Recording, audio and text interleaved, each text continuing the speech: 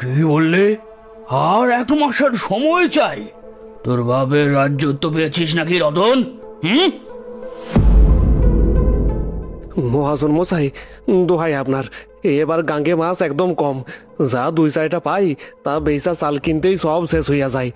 ঘরে আমার মা মরা ছোট্ট মেয়ে লক্ষ্মী কার রাত থেকে না খাইয়া আছে। একটু দয়া করুন, একটু দয়া করুন কর্তা। সামনের মাসে আমি আপনার সুদের টাকা কড়ায় গন্ডায় চুকাইয়া দিমু।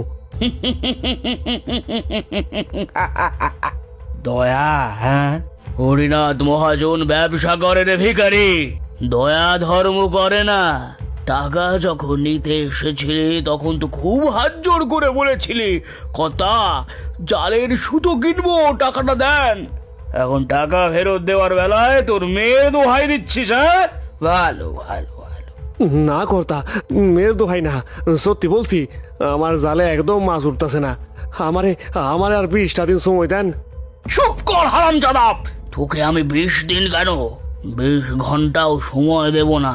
তোরা ছোট জাতের লোক, তোদের সঙ্গে ভদ্রভাবে কথা বললে কিচ্ছুই হবে না। ও কর্তা, গায়ের সব মানুষের সামনে আমার ইজ্জতটা এমন কইরা নষ্ট করবেন না। আমি আমি গরিব হইতে পারি, কিন্তু আমারও তো একটা সম্মান আছে। সম্মান? তোর আবার সম্মান কিসের রে জাইলার পোনা? হ্যাঁ, তোর মতো ভিখিরির ইজ্জত তো আমার এই জুতোর তলায়।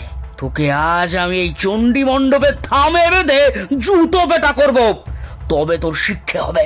ওয়ে, কে আছিস? ধর এটাকে। মহাজনের 2 পেয়াদা এসে রতনকে জোর করে ধরে চণ্ডী মণ্ডপের একটা মোটা কাঠের থামের সাথে বাঁধে। রতন চিৎকার করতে থাকে, সাইরা দেন, সাইরা দেন আমারে। ও কর্তা, ও কর্তা, আমি আপনার পায়ে পড়ি।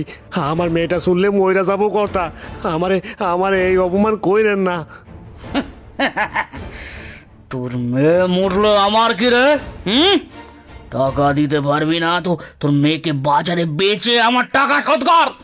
ওরা বংশী, ভুবন, আমার পা থেকে জুতোটা খোলতো। আজ এই হারামজাদাকে জুতো বেটা কর, আর এই গোয়াল ঘর থেকে পুরনো জুতোর মালাটা এনে ওর গলায় পরা। গায়ের লোক দেখুক হরিনাথ মহাজনের টাকা মারলে কি দশা হয়।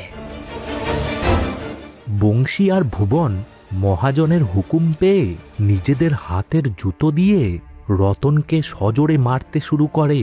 রতন যন্ত্রণায় আর অপমানে ঢুকরে কেঁদে ওঠে।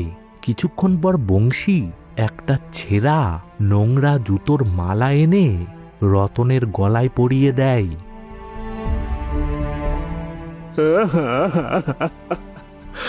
ভগবান, ভগবান, তুমি এর বিচার কইরো ভগবান। গরিবের ইজ্জতের কি কোনো দাম নাই তোমার দুনিয়ায়?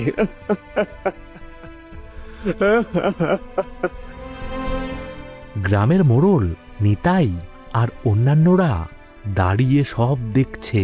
কেউ কেউ মুখ ফিরিয়ে নিচ্ছে, কিন্তু মহাজনের ভয়ে কেউ একটা কথাও বলতে সাহস পাচ্ছে না। চরম অপমান, যন্ত্রণা আর হতাশায় রতনের চোখ দুটো পাথর হয়ে যায়।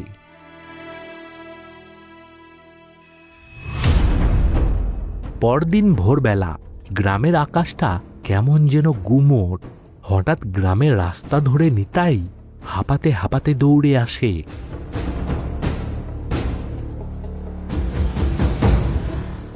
ওরে সর্বনাশ হইয়া গেছে রে, সর্বনাশ হইয়া গেছে। ও মোড়ল মশাই, ও মাস্টার মশাই, সর্বনাশ হইয়া গেছে গো। গ্রামের প্রাইমারি স্কুলের শিক্ষক গৌরাঙ্গ মাস্টারমশাই চায়ের দোকানেই বসে আছেন, সাথে গ্রামের আরো কয়েকজন। কি হয়েছে নিতাই, এত সকালে অন করে চেঁচাচ্ছ কেন? মাস্টার মশাই, রতন, হ্যাঁ ওই জাইলা রতন, সে আর নাই গো। কি বলছিস? রতন নেই মানে? কি হয়েছে তার?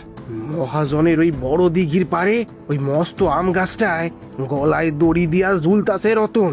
রতন আত্মহত্যা করছে গো।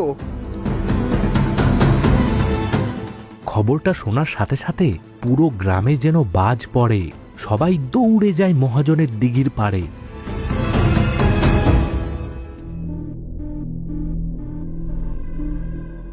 দিঘির পাড়ে সেই পুরনো আম গাছের একটা মোটা ডালে রতনের মৃতদেহ ঝুলছে, বাতাসে তার নিথর দেহটা এদিক ওদিক দুলছে। গাছের নিচে মাটিতে বসে পাথরের মতো জমে আছে রতনের ছোট্ট মেয়ে লক্ষ্মী। হায় রে ভগবান, এ আমি কি দেখছি? শেষ পর্যন্ত লোকটা এই কাজ করলো। এমন সময় হরিনাথ মহাজন তার পেয়াদাদের নিয়ে সেখানে উপস্থিত হয়। তার মুখে বিন্দুমাত্র অনুশোচনা নেই, উল্টে বিরক্তি।